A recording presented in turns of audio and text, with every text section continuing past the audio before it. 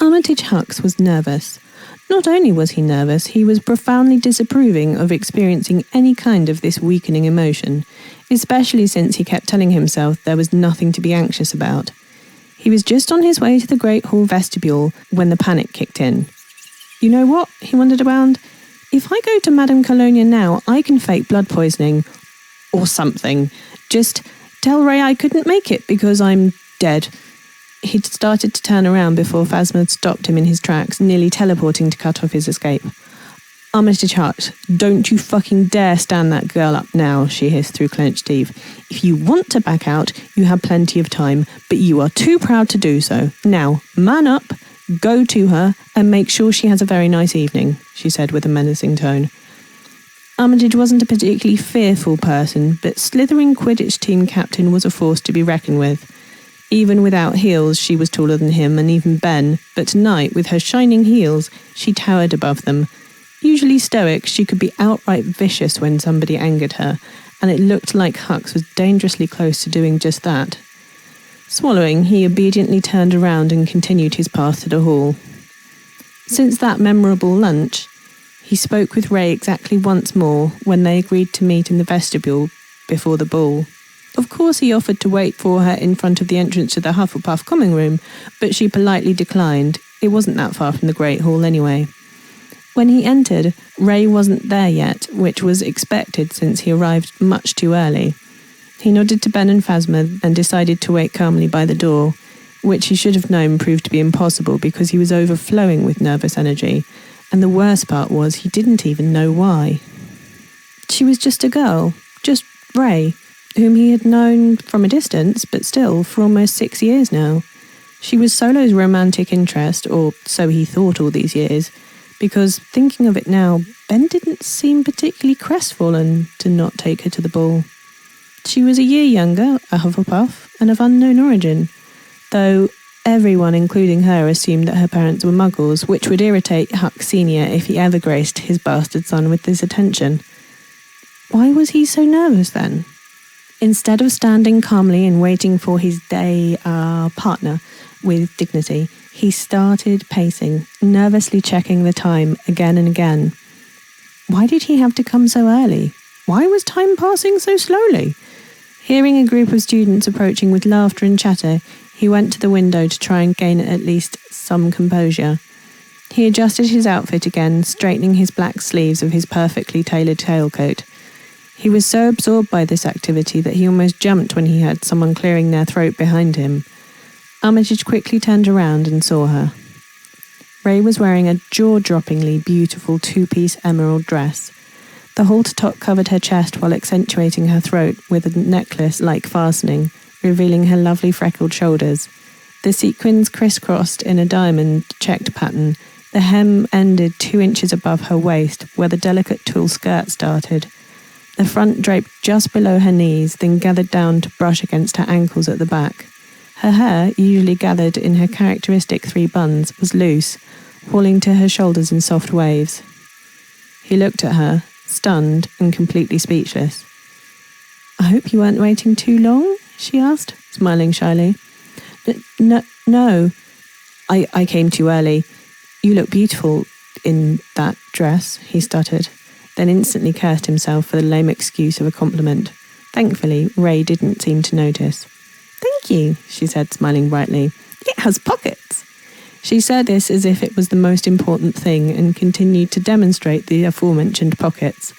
Confused, he continued to stare at her for a moment longer before the good manners drilled in him over the years kicked in. He straightened up and offered his arm. "Shall we?" "Oh, yes, of course."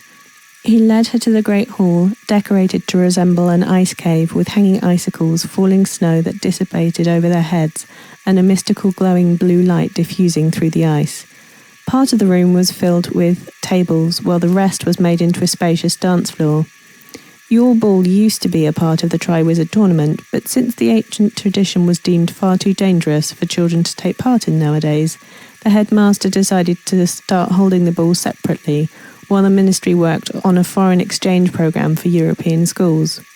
They were the last to be seated at the table. Ben and Phas already took their places, chatting politely with fellow Slytherin 6-year Cador Connix, and her partner, Hufflepuff Dopalmataka.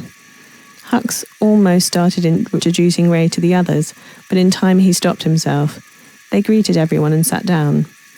Solo grinned at Ray and opened his big mouth to say something, but before he could, a grimace appeared on his face, probably thanks to Faz's foot, armed with 7-inch heels.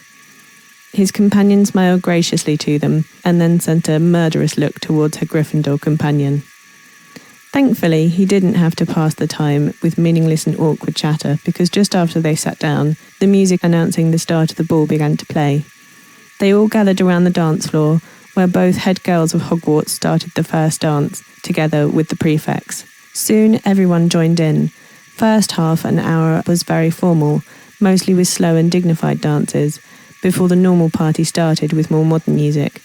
Hux offered Ray his hand silently, but she hesitated. I'm sorry, I'm not good at this, she whispered, blushing and avoiding his gaze. What? Dancing. Well, at least at fancy dancing. I learned some, but don't worry about it. I am. Trust me? He asked gently. She looked up with a question in her eyes. Whatever she found in his face, it must have reassured her, because she nodded and let him take her to the dance floor. Once they reached the less crowded edge, she delicately put her slim hand on his shoulder, and Hux took her other hand in his while putting his hand at her waist. He was in no way prepared for the sudden and unexpected jolt of electricity sparking up his hand, lifting the hairs on his arm and causing his heart to stutter the second his fingers touched the soft skin of her bare waist. That damn dress! Trying not to show any sign of these strange reactions, he smiled at her tightly as he led her into the first steps of the dance with a steady guidance. After a moment, he felt her relaxing and giving in, so he sped up their movement. By the second dance, his partner had stopped focusing on the movement and was almost enjoying herself. During the third, she started talking. So, Armitage. Hux, he interrupted her. What? Ray frowned at him. Call me Hux. Everyone does. She looked at him thoughtfully for a few seconds. No, I'm not going to call you that. Oh? And why not? He asked with apprehension. You are not your family name, your legacy, lineage or whatever. You are a person, not a surname. Army it is. Shocked, he tripped over his own feet, and Ray burst out in laughter. Of course he had seen her smiling or laughing before, but never this close. Now he could admire how her face brightened, how young and carefree she looked, laughing in his arms. A rush of exhilaration and confusing emotions coursed through his veins at damn near everything this girl did. He realised he had to put a stop to this now. He was Armitage Hux, for goodness sake. People avoided him, glanced away in the halls, moved out of his way when he walked by. They didn't make his heart skip a beat, or make him want to smile, or give him bloody nicknames. This couldn't continue. Oh, no, you don't, he hissed, trying to sound serious. Oh, yes, I do, Army, she giggled, pure delight in her smile. He rolled his eyes, lacking a better retort. A few moments later, a thought struck him. So what's with you and Solo? Ray blinked at him in surprise. What do you mean? Well, I assumed, everyone did, that you were flirting all these years. There's even a wager going around you'll finally get together. This time Ray was the one to roll her eyes. Seriously? We would kill each other on the first date. You could call us frenemies, I guess, but really, we just like to argue. We like things how they are.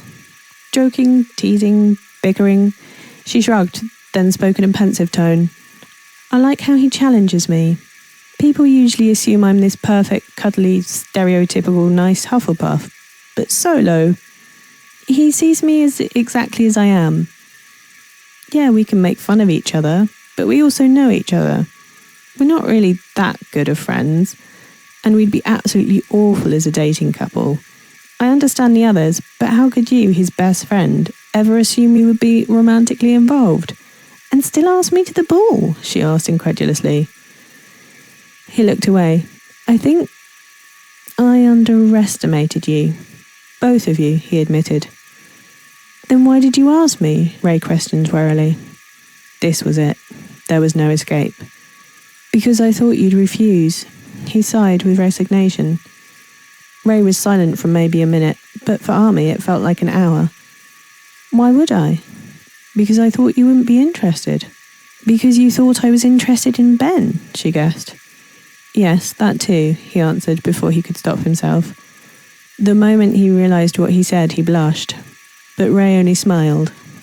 Thankfully, he was rescued from this conversation by the change of music to a modern pop song. The Great Hall erupted around them with the happy cheers of teens that finally could stop pretending to enjoy the boring parts of the Yule Ball. Ray laughed and started jumping and dancing joyously to the lively beat of the music. To his surprise, she managed to coerce him into dancing with her during the less dignified dances. Even more surprising was that he really enjoyed it. From time to time they took breaks, from dancing to go grab something to drink or eat. He couldn't help but notice that Ray enjoyed the food very much. She also enjoyed chatting with a variety of people and introducing him to her friends, Rose and Finn. The boy eyed him suspiciously at first, but acted rather cordially, all things considered. Army didn't contribute much to their conversations, preparing to stand quietly and admire Ray. When they decided to go outside to cool off in the night air, he offered Ray his jacket, which she gladly accepted. They stood together in companionable silence for a few moments, until Hux couldn't deny the soft, warm feeling that grew in his chest every time he looked at her. He finally broke the silence with a quiet, hesitant, "Ray? She hummed, still looking up at the starry sky. "Are you planning on going to Hogsmeade next weekend?" "Of course, it's the last chance before Christmas." Her voice was light and happy. "Would you like to go with me then?" Ray turned to look at him, the bright lights of the Great Hall reflecting in her eyes. Her lips parted, a surprised look on her face.